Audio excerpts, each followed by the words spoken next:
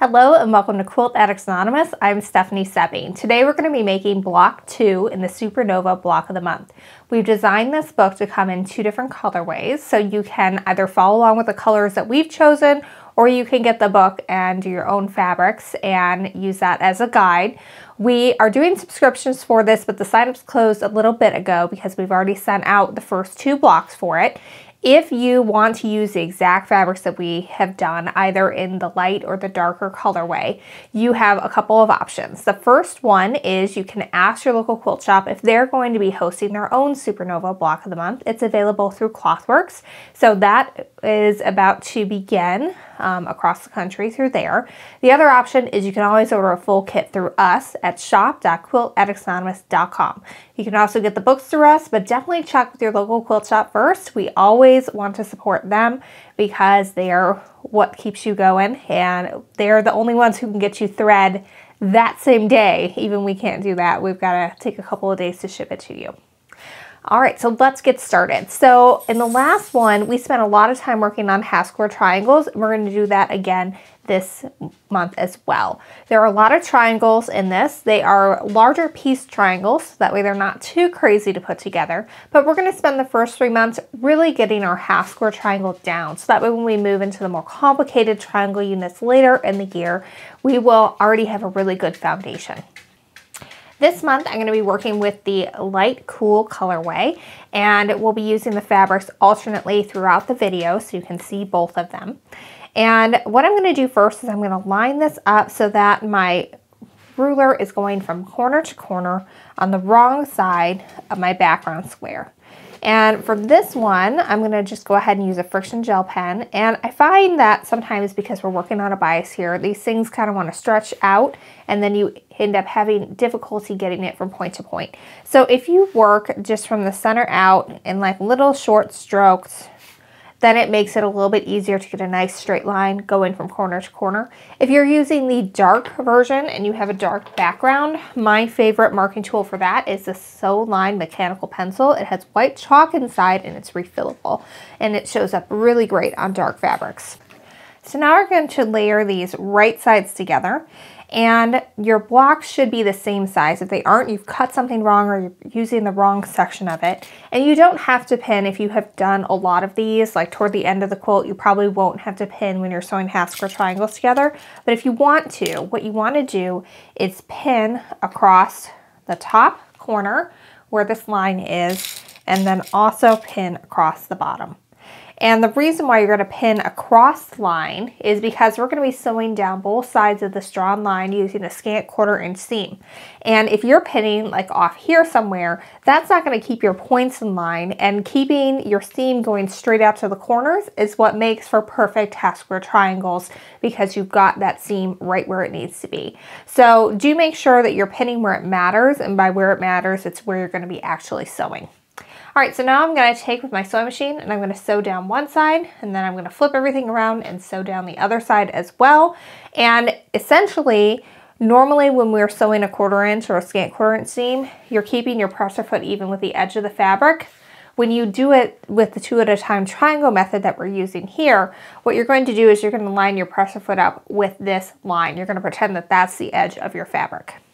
So this part is optional, but it is really helpful if you do it. What I do is I've got my machine set up to sew a 1/4 inch stitch. I'm going to hit a button and my sewing machine needle moves just one needle position to the right. So if you have a machine where you're able to do that and sew a scant 1/4 inch seam, just a little bit smaller than your regular 1/4 inch seam, and ensures you have definitely enough to trim off to get your half square triangles exactly to size. All right, so now I'm going to line up that point with the edge of my presser foot as though it were the edge of my fabric, and get going a little bit and take that pin out. And then just keep on sewing, making sure that that line that I drew is nice and even with the side of that presser foot. Go ahead and pull your pin again. And then when I get down to here and I can't guide it anymore, I like to put my finger just to the side of that presser foot, and that way I can ensure I have a nice accurate 1/4 inch seam going all the way down. Now I'm going to show you how to chain piece here, because that's really helpful when you're doing a lot of these. So to do it, you're just going to take your next piece And you're just gonna layer those right sides together just like we did before. And like I said, normally I don't pin this, but feel free to if you need to do that for your own peace of mind. Once I have everything lined up and my corner's good to go, then I'm just going to slide this right underneath and just let your feed dogs take and guide that through. And then you can just go straight through.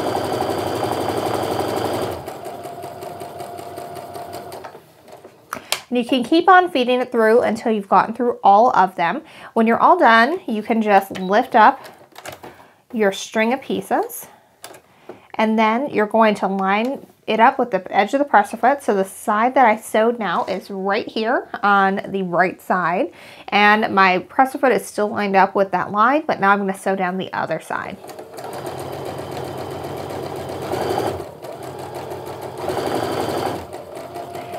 Now, when you come to the edge here, you do want to make sure that you're still maintaining that accurate 1/4 inch seam. And I usually pause at this point and then just line up the piece with the next one and then just keep on going right down.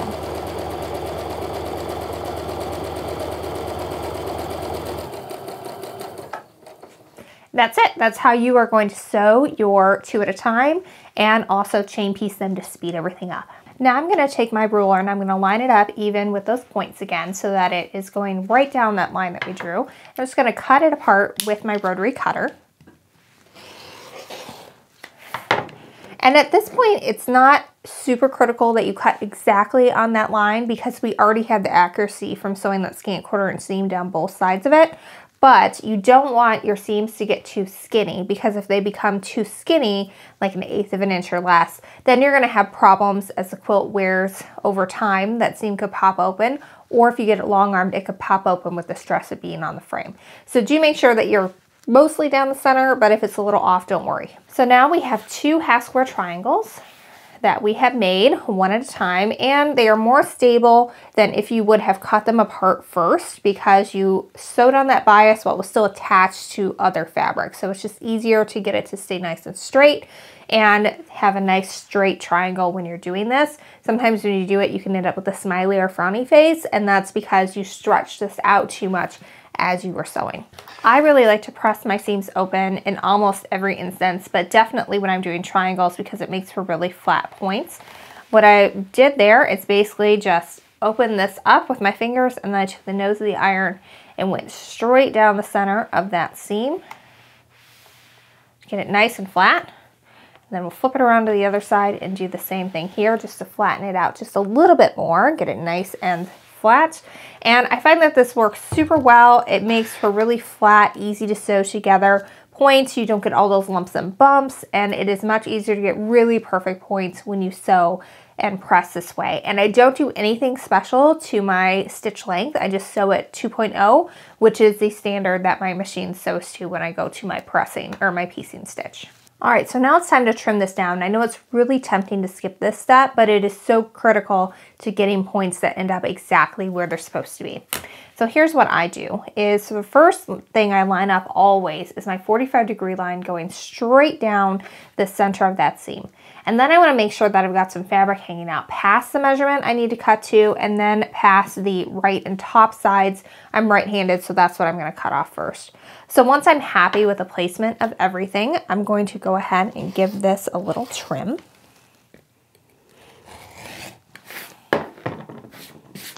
And sometimes this happens, let me zoom in a little bit here, where my hand slips a little bit and I end up getting that point not truly to the point. Now, if you cut and your point isn't going right into that corner, then it's going to be really hard to get your points to be perfect later on.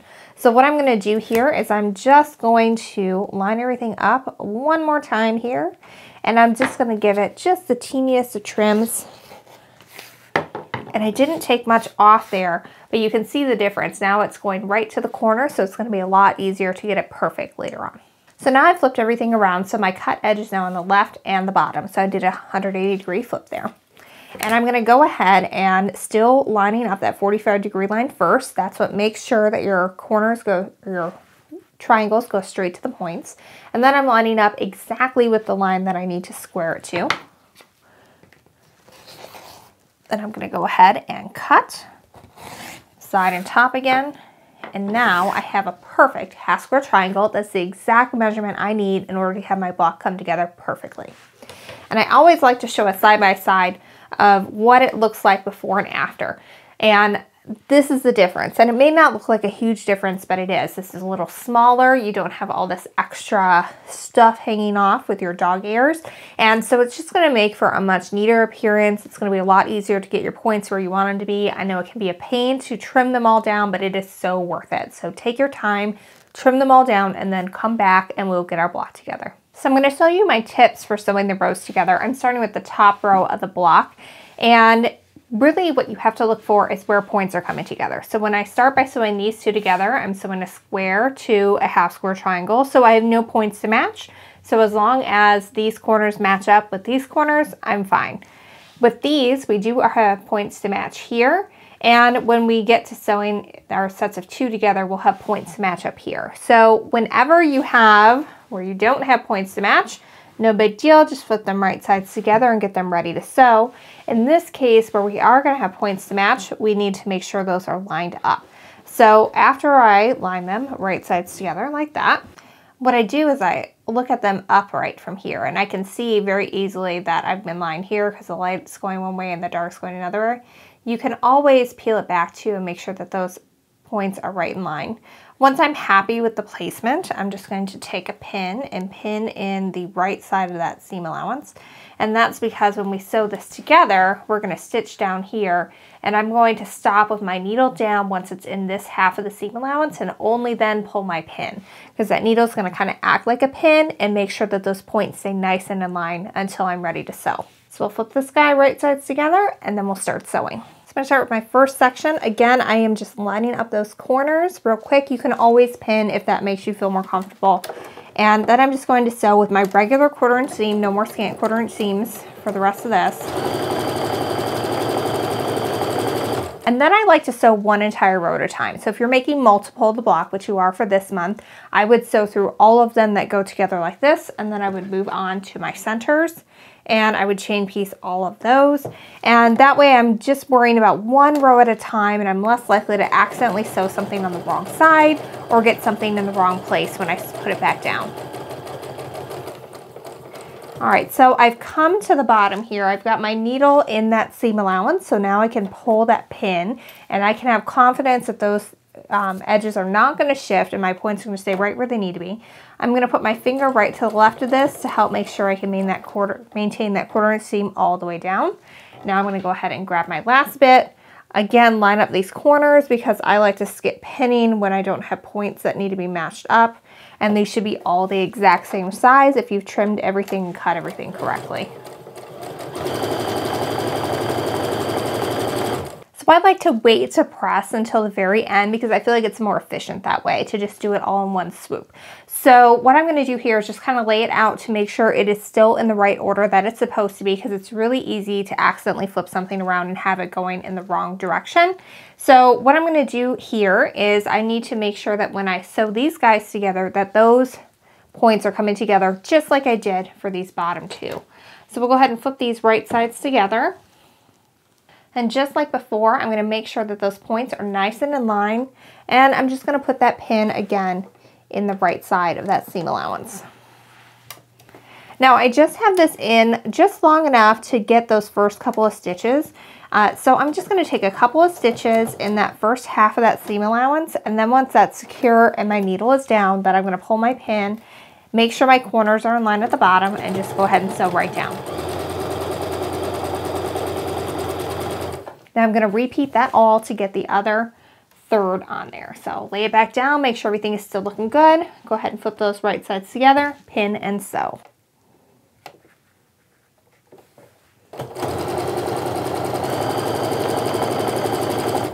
Now, just like when we were working with the half square triangles, I really like to press these seams open as well. It is so hard, especially when you're doing a block of the month quilt, to make sure that everything is nesting perfectly.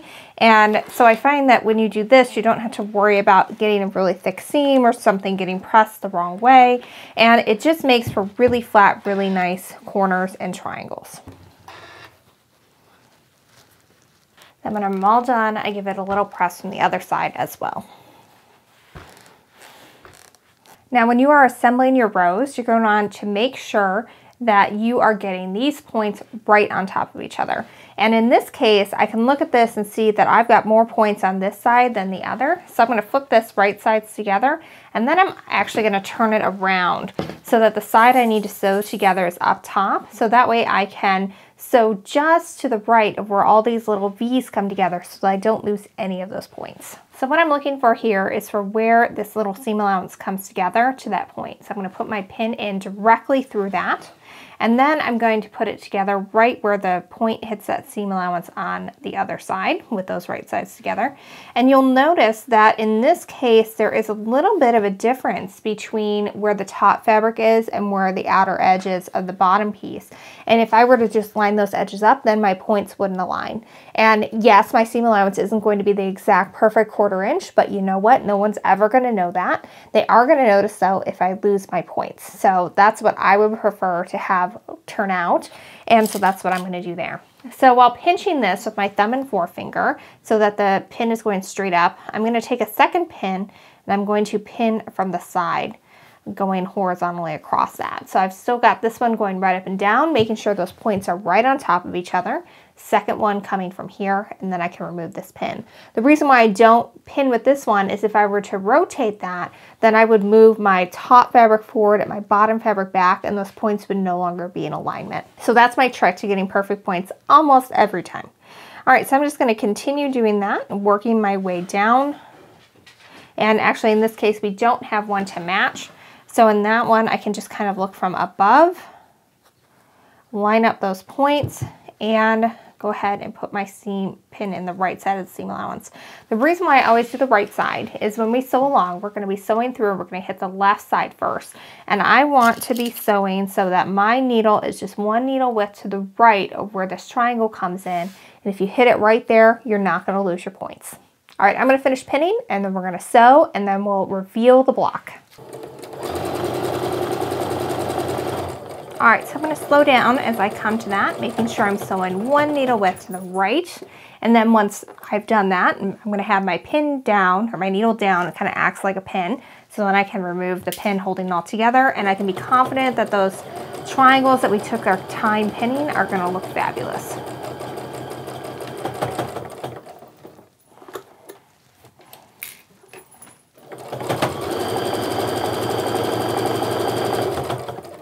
So I'm going to show you what this looks like. I really have sewn just right one needle width to the right of where all those points come together.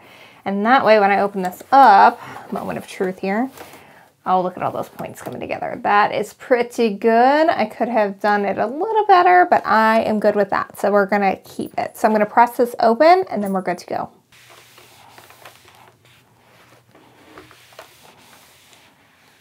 So if you ever do have a point come together you just don't love, you only need to pick for about a 1/2 inch on either side, repin, resew, and you're good to go. One last little quick tip, when you have corners that meet, make sure you pin there as well, just like we did when we were sewing our triangles together to create our rows.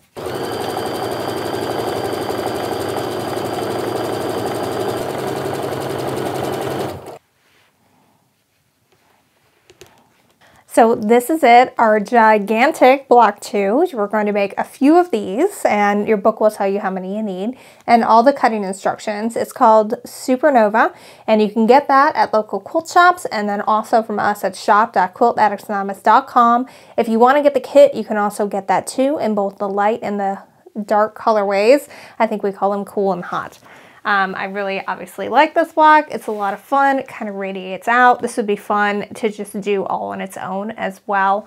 But in this one, it's going to help form the big star that is the center of Supernova. And then we're going to have little ones radiating out from there. So I hope you've enjoyed this. Next month, we're going to be working with the darker colorway again. So we're just going to alternate between the two so you guys can get a good look at both of the fabrics. And of course, you can always make this your own if you just get the book and have some fun with your own fabrics and stash. Thanks so much for following along, and until next week, happy quilting.